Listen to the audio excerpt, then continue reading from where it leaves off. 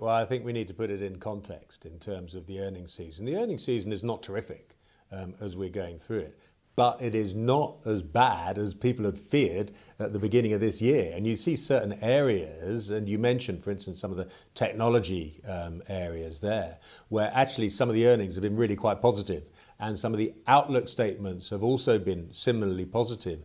Now, when there is fear of a negative earnings season, and it is less bad than expected, and in some areas actually quite positive, then actually that has really helped support the market.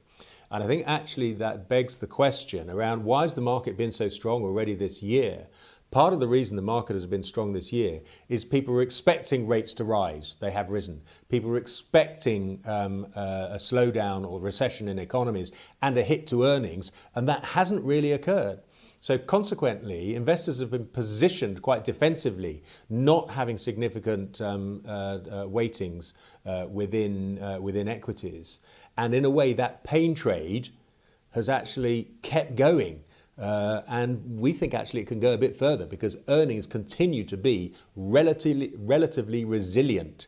And so consequently, that's a positive for markets. وتحديدا فيما يخص شركات التكنولوجيا شهدنا مكاسب قوية لمؤشر الفانجز أو الأسهم التكنولوجية العملاقة في مؤشر ناسداك، ارتفاعات قوية منذ بداية السنة. هل تتوقع أنه قادر على مواصلة هكذا ارتفاعات؟ I think it can have further to go because you see some of the earnings from some of those companies. Yes, that can go further, most particularly since that is a major part of the pain trade. Investors don't have have sufficient weightings in those particular stocks.